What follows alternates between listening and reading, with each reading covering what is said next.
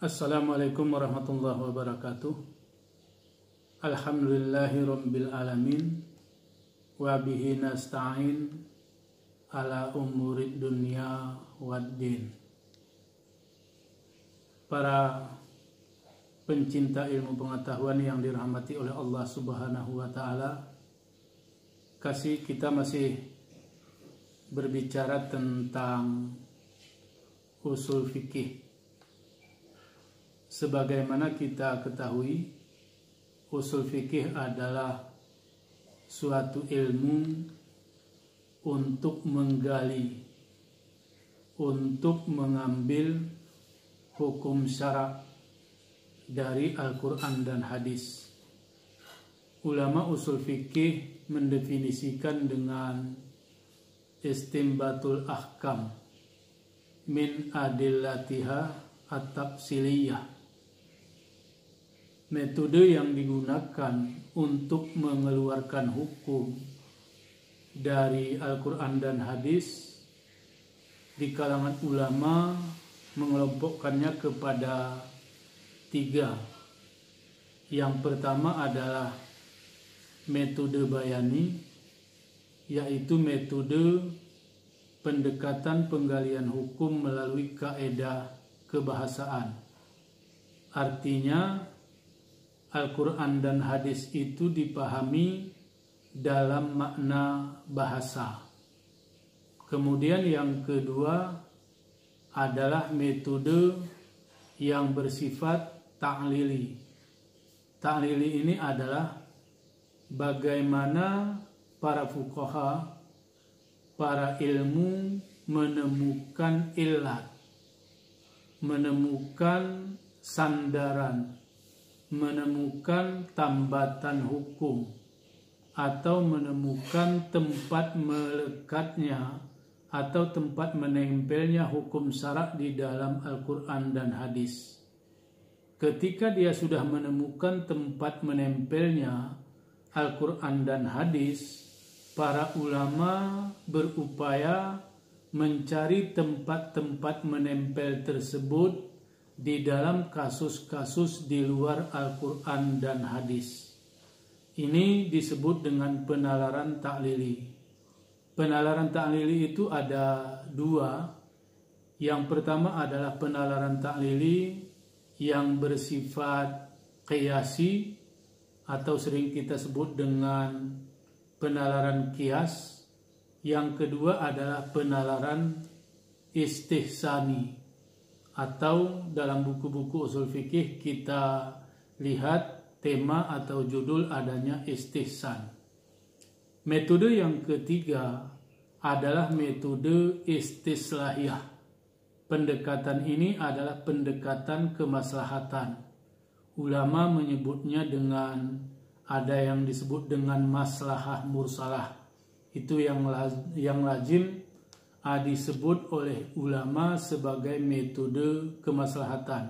Artinya, ketika kita sudah memahami Al-Quran secara teks kebahasaan, kemudian kita melihat apa atau illat atau sifat atau keadaan yang ada di dalam Al-Quran dan hadis, selanjutnya kita melihat bagaimana fenomena-fenomena yang ada di luar Al-Quran dan hadis tetapi kita temukan di dalam keseharian kita, di mana kasus-kasus yang ada dalam keseharian kita itu sangat bermanfaat, sangat memberi maslahah. Bahkan kita tidak bisa hidup tanpa pemenuhan kemaslahatan tersebut. Kemaslahatan ini sangat ditentukan oleh masa itu sendiri.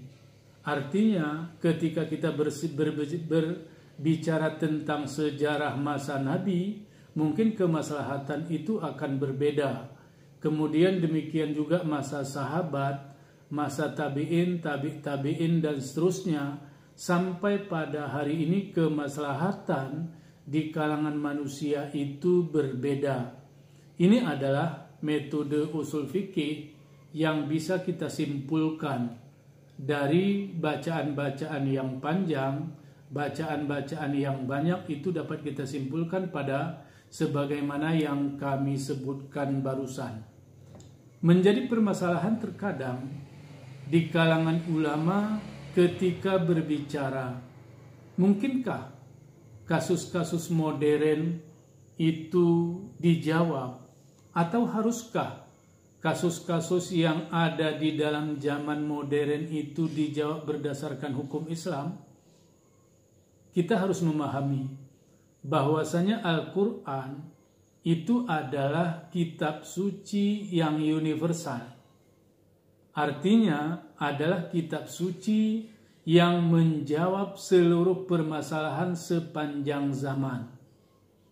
Ditambah lagi bahwasanya kitab suci Al-Quran dan hadis adalah menjawab permasalahan-permasalahan di seluruh tempat di dunia.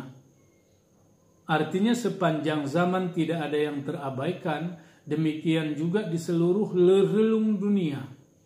Itu harus dijawab oleh Al-Quran dan hadis.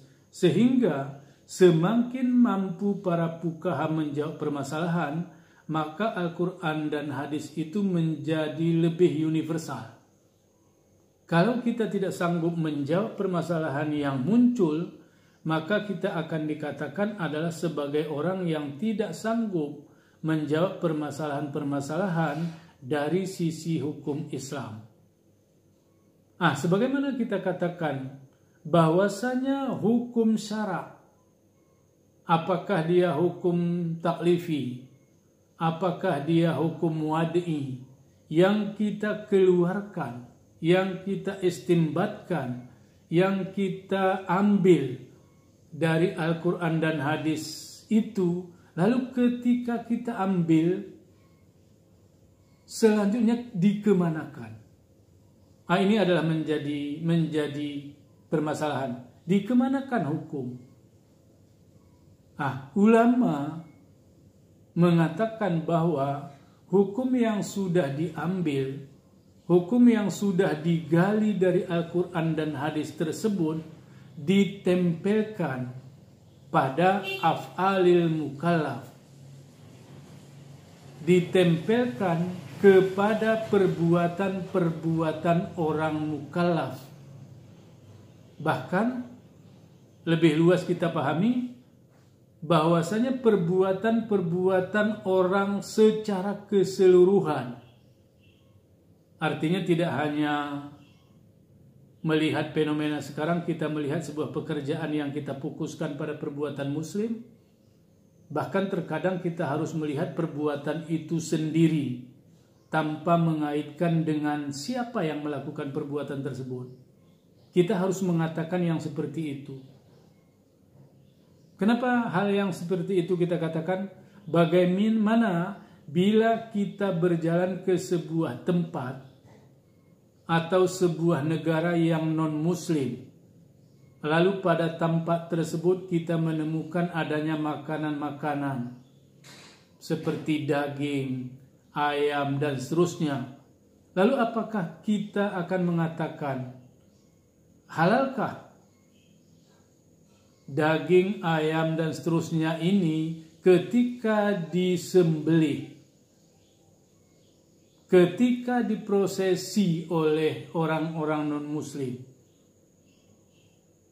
Di sini kita sudah melihat bagaimana sebenarnya profesionalisme ketika kita berbicara, orang berbicara perbuatan.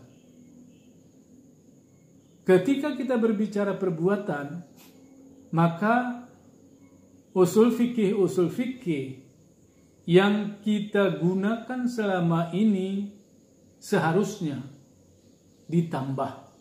Dengan apa ditambah? Karena tadi kita berbicara tentang bagaimana perbuatan manusia sekarang. Bagaimana berbicara tentang orang-orangnya. Ketika kita berbicara tentang orang, ada ilmu yang berbicara bagaimana sejarah manusia itu semenjak dilahirkan ke dunia ini. Kita mungkin memerlukan adanya ilmu antropologi sebagai tambahan ilmu yang sudah dirumuskan oleh ulama selama ini. Demikian juga kita memerlukan bagaimana ilmu yang berhubungan dengan kemasyarakatan, berhubungan dengan interaksi antar manusia. Kita sangat memerlukan ilmu sosiologi. Kita sangat memerlukan tentang berbicara tentang kejiwaan, tentang rasa yang dimiliki oleh manusia itu. Karena itu kita memerlukan ilmu psikologi. Kajian-kajian tentang minuman, atau dalam kajian Al-Quran disebut dengan khamar, ini adalah sebuah proses. Yang dikatakan khamar itu ada dua. Pertama pada zatnya. Yang kedua adalah zat itu dilahirkan dari sebuah proses. Siapa yang bisa mengetahui proses sebuah benda sehingga dari benda yang tidak haram menjadi haram? Ya tentu saja orang-orang yang paham tentang itu adalah paling kurang kita katakan adalah orang-orang yang bersekolah atau berkuliah di jurusan kimia. Nah, jadi disinilah munculnya kita bisa katakan modernisasi usul fikih. Artinya kita harus menjadikan usul fikih yang dibuat oleh ulama dahulu yang mampu menjawab kasus-kasus pada saat itu, sekarang kita buat lagi tambahan sehingga kasus-kasus modern ini bisa terselesaikan. Sehingga kita bisa katakan bahwasanya Al-Quran itu adalah universal. Hukum Islam itu adalah betul-betul hukum yang bisa menjawab kemaslahatan manusia semenjak dari awalnya adanya manusia itu sendiri. Sepanjang manusia itu berbuat, bekerja terus,